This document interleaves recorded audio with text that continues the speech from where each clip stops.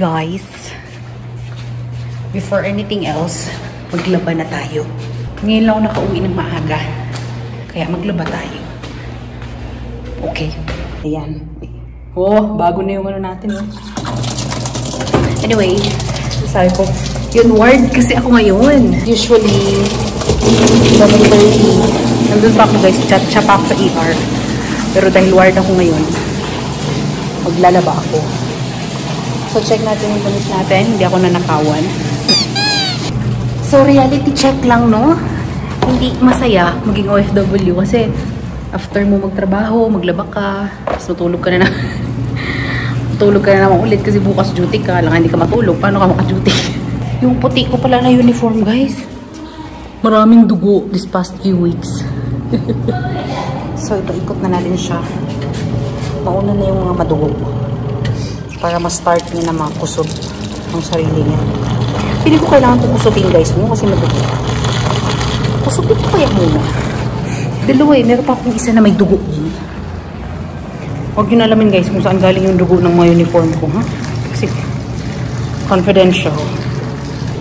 Magulat ka na lang kung teacher ako tapos may dugo ang uniform ko, no? Tama tayo, guys. Guys, natanggal agad yung dugo. Maganda siguro yung sabon ko ay Omo. Omo yung gamit ko ngayon. Shoutouts may alam ng mga brand. Ganda siguro. Natanggal siya, konting kusot lang. Nawala yung dugo. Yung last ko kasi na sabon, ewan ko anong brand yun. Basta binili ko lang kasi mura. Feeling ko magiging maputi masyado ang damit ko. Like super puti. Kung may color na off-white, may color na super white. Feeling ko maging ganun ang uniform ko. Super white. Lagi ko, muntik pa ako ano ba yan? Yung OFW life, you know, pag-uwi, laba, kain, duty bukas. Very happy. Eh, meron pala akong gustong sabihin sa inyo guys, kaya ako nag-vlog. Na-inspired na naman ako mag-vlog. Nakainis talaga kayo. Alam nyo guys, umupo muna ako dito sa tabi ng may laundry room namin, you know? Diba? Wala masyadong umupo dito eh. Anyway, kanina, nabasa ko itong mga comment na to. Unahin muna natin ito kay Chard and April. Yan, kasi doon sa vlog ko na yan, nagbanggit ako na baka mag-stop na nga ako mag-YouTube video, like TikTok na lang. Tapos, nung nabasa ko na may nanonood sa akin, seryoso guys, pag kahit yan, dalawa lang na yan. Pag nalaman ko na may nanonood sa akin, parang, alam mo yung feeling na, ay, may nanonood din pala. So, knowing the fact na may abangers din sa video ko, sarili ko guys, abangers ako sa sarili ko. After ko i-upload sa YouTube, panoorin ko. Kasi ano siya, parang yun nga, sabi nga ni Mrs. Beauty and Beyond, ito, comment niya, memories na din siya. So, kagaya ko, parang natuldukan ko na kung kailan ako mag-for good sa Pinas, like hindi na ako mag-OFW. Parang it's a good vlog na lang din to have. Para may alam nyo guys, hindi alam ng magulang ko na nag-vlog ako. Walang may alam sa family ko. Kapatid ko lang. Oo, sa family ko walang may alam na nag-vlog ako. Tapos pag bago ko sa isang lugar, hindi ko sinasabi na nag-vlog ako. Kasi gusto ko like, basta wala. Close friends ko lang talagang may alam. Na-inspire ako actually. Na-inspire ako. Mas lalo na dito sa comment na yung alam mo yung nakakabigay ako ng idea kung ano yung buhay sa abroad, especially dito sa Saudi Arabia. Actually guys, sa totoo lang, hindi siya masaya. Hindi siya masaya kasi after mo mag-work. I mean, you get my point? Like, wala siyang social life sa Saudi Arabia. The question there is why I still choose to come back. Because ito yung pinakamadali na lumabas. Imagine niyo, umalis ako, nag-exit ako exit guys ha, like, tapos, umalis ako ng April, bumalik ako ulit ng July, nang wala masyadong gastos. Sobrang bilis makalabas sa Saudi Arabia, especially sa Ministry of Health. Kung isa kang nurse at napadaan ka sa video ko, i-share ko sa iyo itong Saudi Recruitment Office. Every year, 3 times na sila nag-hire. Tapos nasa Zamboanga pa sila. Dati Manila lang, ngayon dinadayo na nila ang Zamboanga. So, every year, like parang ngayon nga, nag-hire na naman ulit. Feeling ko nga, ngayong year, 6 times mag-hire ang SRO. Kaya alam mo yun, kahit pag uwi mo sa Pinas, mag-stay ka. Parang nga akong nagbakasyon eh. Nag-stay lang ako ng 2 months, natitempt ka na lumabas uli. Tapos ang kinaganda guys, dito sa Ministry of Health is nagbabase siya according sa ilang taon ka ng nurse. Yun nga lang, kasi maraming tao ang ayaw umalis sa trabaho kasi nga alam na nila yung routine, nasanay na ba, tinatamad mag-umpisa. Ako naman, for some reason, lagi akong umpisa. Nung nandun ako sa last ko na ospital, palipat-lipat ako nililipat ako nila. So, parang nahiyang ako sa lagi na lang akong bago. So, kagaya dito, wala akong plano magtagal. Isang beses lang ako mag-renew ng contact. Aalis ako ulit, Lord willing. Mas lalo na ngayon na open up ko na sa mother ko yung mga plano namin ng boyfriend ko. Isang contract lang ako guys. Like, next year mag-renew na ako. The next year, exit na naman tayo ulit. Yun nga, Saudi Arabia is good for ipon. Ipon and project. Kung may project ka na gusto mong ipagawa, sobrang okay sa Saudi Arabia kasi hindi ka nga magagastos. Diretso ka agad sa Pilipinas yung pera mo kung ano man yung proyekto na pinapagawa mo, matatapos mo. After ko maglaba, wala, matutulog na naman ako ulit ng 10 hours guys. Anyway, habang hinintay ko yung labada ko, kukunin ko yung Bible ko, magbabasa ako ngayon dito sa taas. Hindi natuloy yung pagbasa ko doon guys, sa taas. May pumwesto doon sa sa mesa. Nanood siya ng movie. Gusto ko sana maging solemn yung reading time ko ng Bible doon. May nanood ng movie. Dito na lang ako sa baba.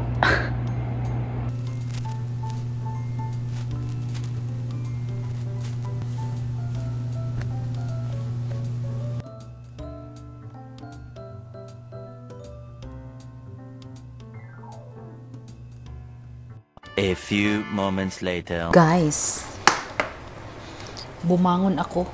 2 AM na. Bumangon ako. Kasi, nag-crave ako nung chicken pastil, kagikit. Sa isip ko, bukas ko na gawin kaso lang pag umaga kasi. Dami nagluluto. Di ba yung lutuan namin kung nanonood kayo ng vlog ko? 5 million years siya bago umiinit. So, gagawa tayo ng chicken kagikit. Experiment time. So, enjoy watching! So, para sa ating kagikit, i-ready natin ng sibuyas bawang, ang ating manok, ang ating silver swan na toyo, pepper, ginger powder dahil wala akong ginger, and pampaanghang chili at toya, asawa ni toyo. And syempre pa, lutuin na natin ang ating sibuyas. Ganito ako guys, nanguuna talagang sibuyas ko bago ang bawang. Ewan ko, wag nyo na akong tanongin kung bakit. Ginger powder, mas masarap daw at mas malinamnam pag maraming ginger. So, dadamihan natin ang ating ginger. At tayo ay magme-mekus-mekus, of course. At ilalagay na natin ang ating manok. At i-mekus-mekus na yan. So, habang minumekus-mekus natin yan guys, ilalagay na rin natin ang ating toyo. At ang ating pepper, pati na rin yung ating pampaanghang. So, matinding pagmemekus-mekus lang ang kailangan natin, guys. At siguraduhin natin na maprito talaga siya to the highest level of all the levels. Alright. And then after that, maglalagay lang tayo ng ating suka. Alam na natin yan. Paglagay ng suka, huwag mo na agad i-mekus-mekus. Ipa-evaporate muna. At pagkatapos mag-evaporate, ilaban na yan. I-mekus-mekus na yan. At pagkatapos ng ilang sandali, tara! Your kagikit is done. Thank you! Guys, nagutom ako. Mag-init ako ng kanin. Kakain. Kainin ko yung ulam. Nagutom ako. Laway ako. Maling ideya. Ako ay magpainit ng kanin at ako ay kakain. Ito ang kanin ko guys. Cup sa rice. Patay talaga. Meron talagang gising dito hanggang alas 5 ng umaga. Sure lang. Dapat sana kanina ako kumain Ewan ko ba ba't ako na paano? Nakikinig ako ng Bible study. Tapos, nagutom ako bigla. Anyway, we will eat. Thank you, Lord. Guys, ang sarap. Kain tayo. The next day. Morning, guys. Tayo ay pupunta ng ospital dahil nandyan na yung ating monthly morning or breakfast supply. So, kunin natin yung supply natin. Para na marami pa akong natirang flour, tsaka sugar. Marami pa ako natira. So, punta tayo ng kitchen. May egg man. Egg. Clove, 6. Half tray. Sister, ada sil ini, sil ada hat. Anak ni Wahid. Ada sil bet. Sil bet. Wow. Next week yung sumakit na yung gamay ko. So, this month, hindi ako nabasagan ng itlog. Kasi diba kailan yung last ko na vlog na baka sa video ko. So, hindi ako nabasagan ng itlog kasi nilagay ko na talaga siya sa tray. Ginanyan ko na siya. Very good. Yogurt na hindi ko makakain. Kailan na expiration nito? Kainin natin yun mamayang gabi. Dali na expiration nito. Kailan na expiration nito? 2024. So, nadagdagan na naman ang ating flour tsaka sugar. And may bago ngayong month. Not really bago. Pero, ano to? Mixed fruits jam. Okay. 2025. That's nice. Mixed fruit. Kasi yung last time, hindi ko talaga makain, guys. Ayoko. Ito, apricot. Pangit itong apricot. Hindi ko man talaga gusto to. Isip nga ako kung anong gawin ko dito sa apricot jam na to. Gawin ko kayang like cupcake. Apricot cupcake din yan. Bago na naman tayong butter. So, ilalagay natin yung butter natin dyan, apart. Ayun ako, gusto ko talaga mag-arrange. Kaso lang duty ako. Marami naman tayo guys. Mahilig tayo mag-arrange. Ano to? Kape, gatas, at saka ito, tuna. Na hindi ko naman kinakain. Hello! This is the next day na naman. I finished my 6 p.m. shift. And this is my, I think 5 lang naman. And this is my 6th night shift. Last night ko. Then off. Then morning. Which is, again, another useless off. Anyway, ano ba? Guys, as usual, alam niyo na ang sasabihin ko. Natulog na naman ako ulit ng mahaba. Yeah, it's 12. Tapos mamayang mga 4 p.m. matutulog ako ulit kasi night shift ako. So, I have 4 hours to lie down again. Meron akong 4 hours para magplansya. Hindi ako paglaba ngayon eh. Yeah, meron akong 4 hours para magplansya. And, I am actually very happy kasi hindi ako natawagan. Which is good. Meron akong malaking problema, guys. Gusto ko magpabili ng sabon. Kaso nga lang, ang sabon ko is 5 kilograms. So, paano ko magpapasuyo ng sabon na 5 kilograms? Hindi kasi ako makalabas, guys. Kasi, alam niyo na yung issue ko na mahirap maghanap ng kapalit. Pero ang hirap magpa-please sa sabon na 5 kilo.